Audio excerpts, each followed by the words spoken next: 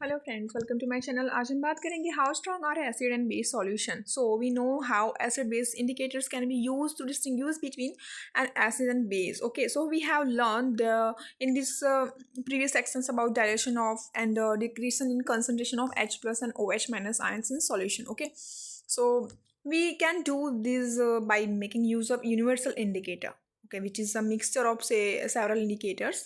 Okay, so it shows different colors at different concentrations of hydrogen ion in a solution. A scale for measuring hydrogen ion concentration in solution called a pH scale has been developed. यहाँ पे figure आपको 2.6 दी हुई है. Okay, सो यहाँ पे P S का मतलब क्या होता है, पोटेंस, और जो कि जर्मन लैंग्वेज है, और उसका मीनिंग क्या होता है, power. Okay, so P S scale we can measure P H generally from very acidic, it means 0 to 14 जो है यहाँ पर वैल्यू दी गई है, very alkaline. Okay, so pH should be thought of simply as a number of which indicate the acidic और basic. ये numbers क्या बताते हैं कि कौन से चीज़ें acidic हैं और कौन सी चीज़ें जो हैं वो basic nature के हैं.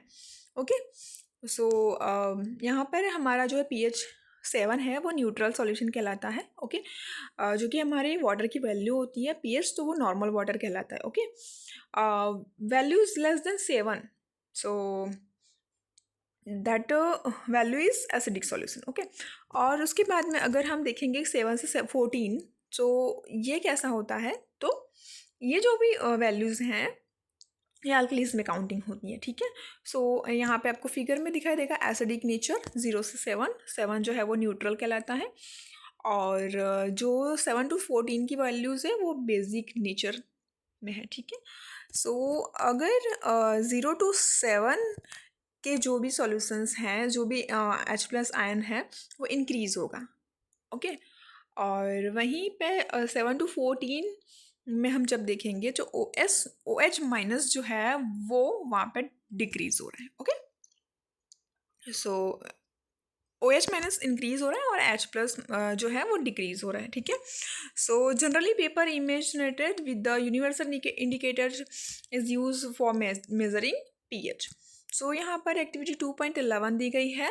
इसमें क्या करना है, सॉल्यूशंस लेने हैं पीएच की वैल्यू के हिसाब से, जैसे कि हमने पीएच वैल्यू देखा. यहाँ पे कुछ और भी आपको पीएच की वैल्यूज़ के बारे में थोड़ी सी और इन्फॉर्मेशन मिलेगी. देखते हैं यहाँ पर, जैसे कि यहाँ पे 0 to 14 की वैल्यू ही दी गई है. आप ऑब्जर्व कर सकते हैं 0, 1, 2, 3, 4, 5, 6, 7, 8, 9, 10, 11, 13 एंड 12, 13 एंड 14. ठीक है, सो गैस्ट्रिक जूस है, लेमन जूस है, प्योर वाटर 7 पे है, प्योर वाटर. ठीक है, जो हम पानी पीते हैं, पीने लायक होता है, वो क्या होता है, प्योर वाटर होता है. ठीक है, so milk of magnesia, sodium hydroxide solution. ऐसे आप देख सकते हैं कि कौन सी चीज़ें एसिडिक में काउंटिंग होती है और कौन सी चीज़ों को न्यूट्रल काउंट किया जाता है, और कौन सी ऐसी चीज़ें हैं जिसको हम अल्कलीज में काउंट करेंगे. ठीक है, सो यहाँ पे अब हम देखेंगे कि जो क्या इम्पोर्टेंस है पीएच की हमारे एवरीडे लाइफ में. So our plants are animals pH sensitive, so our body works with in the pH range 7 to 7.8. Okay, so living organism can survive only the narrow range of pH change. So when pH of rainwater is less than 5.6, it is called an acid rain.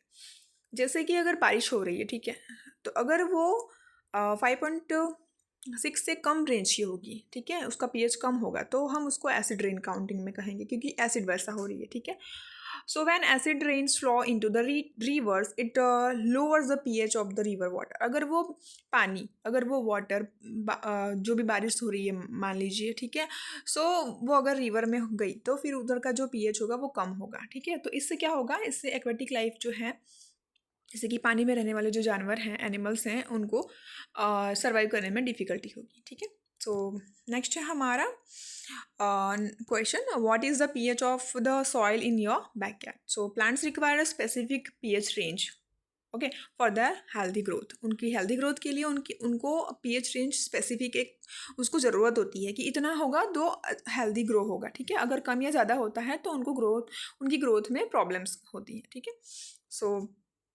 to find out the pH required to healthy growth of a plant, you can collect the soil from various places. अब आप कैसे देखेंगे तो experiment करके, जैसे कि soil है, अलग अलग जगह की सॉइल लेनी है आपको और आपको चेक करना है कि कहाँ की सॉइल कैसी है। अगर ग्रोथ अच्छी है तो वहाँ की सॉइल अच्छी है, ठीक है। सो एसिडिक है, बेसिक है, वो आपको पता चल जाएगा, ठीक है। सो एक्टिविटी 2.12 में आपको एक एक्टिविटी करनी है जो put 2 gram soil in the test tube and the 5 ml water, ठीक है। अब क्या करना है, टेस्ट ट्यूब को शेक करना है, उसके बाद में उसको फिल्टर करना है, okay. So pH of this filtrate with the help of universal indicator paper.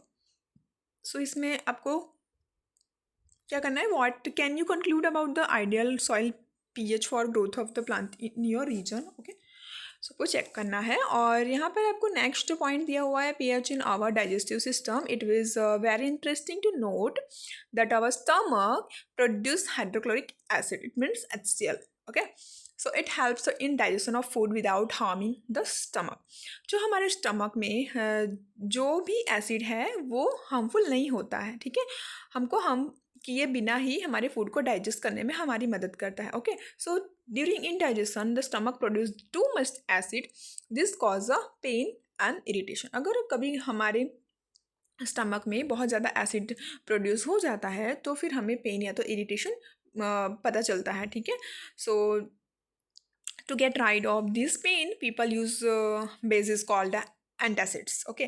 सो अगर ऐसा कोई प्रॉब्लम हो रहा है कि हमारे पेट में एसिड ज़्यादा हो रही है, सो हम क्या करते हैं, बेस का यूज़ करते हैं, सोडा पी लेते हैं, ठीक है। So one such remedy must have been suggested by you at the beginning of this chapter. This antacids neutralise the excess acid magnesium hydroxide, it means milk of magnesia, ठीक है। Milk of magnesia का दूसरा नाम है magnesium hydroxide mild base, okay. So is often use for this purpose, इसका use भी हम इस पर्पस के लिए कर सकते हैं। सो यहाँ पर दूसरा एक टॉपिक आ रहा है, pH change as the cause of tooth decay. अगर आपका पीएच चेंज हो रहा है तो टूथ डिके होगा, ठीक है। दांतों में सड़न आएगी, कैसे आएगी, so we can see that. Tooth decay start when the pH of the mouth is lower than 5.5। अगर आपकी माउथ की पीएच वैल्यू जो है लोअर देन 5.5 है, so tooth enamel made up the calcium hydroxyapatite, okay. इसका मतलब होता है कि crystalline form of calcium phosphate, ठीक है। सो ये हार्डेस्ट सब्सटेंस है हमारी बॉडी का, तो it does not dissolve in water, ये वाटर से डिजॉल्व नहीं होता है, ठीक है। But it corroded when the pH in the mouth is below 5.5। अगर हम हमारे माउथ की pH 5.5 से कम है तो फिर वो क्या होगा, डिजॉल्व होना शुरू होगा, बैक्टीरिया उसमें प्रेजेंट होंगे माउथ में, ठीक है। सो एसिड ज़्यादा होगा, so by degradation of sugar and food particles remaining in the mouth after eating. खाने के बाद अगर आपके माउथ में फूड के पार्टिकल्स रह जाते हैं तो आपके टूथ डिके होना शुरू होगा, okay. So the best way to prevent this that clean the mouth after eating food. तो इसको रोकने का बेस्ट तरीका यही है कि खाने के बाद आप अपने माउथ को क्लीन करें, okay. Using toothpaste which are generally basic for cleaning the teeth can neutralise the excess acid and prevent tooth decay, okay. Next हमारा आता है self defence by animals and plant through chemical warfare, okay। Have you ever seen stung by honeybee, okay। bee sting leaves an acid which causes pain and irritation, ठीक है। जैसे कि honey bee हमको अगर कभी काट लेती है, ठीक है, सो हमें पेन होता है, इरिटेशन होता है, ठीक है। So use of mild base like baking soda and stung area gives relief. So अगर हम तो उसके मुंह से क्या होता है, एसिड हमारे स्किन पे हमको इरिटेशन पैदा करती है, ठीक है। सो हम क्या करते हैं, उस जगह पे बेकिंग सोडा का या कुछ भी हम लगाते हैं तो हमें रिलीफ मिलता है, ठीक है। सो नेक्स्ट है हमारा नेचुरल सोर्सेज सम अकरिंग एसिड्स। विनेगर है, एसिटिक एसिड हमें उसमें मिलेगा, ऑरेंज में साइट्रिक एसिड, टमारिट में टार्टरिक एसिड, टोमेटो में ऑक्सैलिक एसिड, ओके। सो हमारा जो कर्ड है उसमें लैक्टिक एसिड, लेमन में साइट्रिक एसिड, एंटोस्टैंग में मतलब कि जो चींटियाँ होती हैं अगर उनके डंक होते हैं अगर वो काटती हैं तो मेथनोइक एसिड, नटल स्टैंग में मेथनोइक एसिड, ओके। ओके, सो यहाँ पर हमारा है 2.4 मोर अबाउट सॉल्ट, ओके। सो ये जो भी क्वेश्चंस हैं यहाँ पे 1 से लेके 4 तक, और ये जो हमारी थियरी है इसके बारे में हम नेक्स्ट वीडियो में बात करेंगे। अगर आपको वीडियो पसंद आई हो तो लाइक करें और चैनल को सब्सक्राइब करें। Thank you.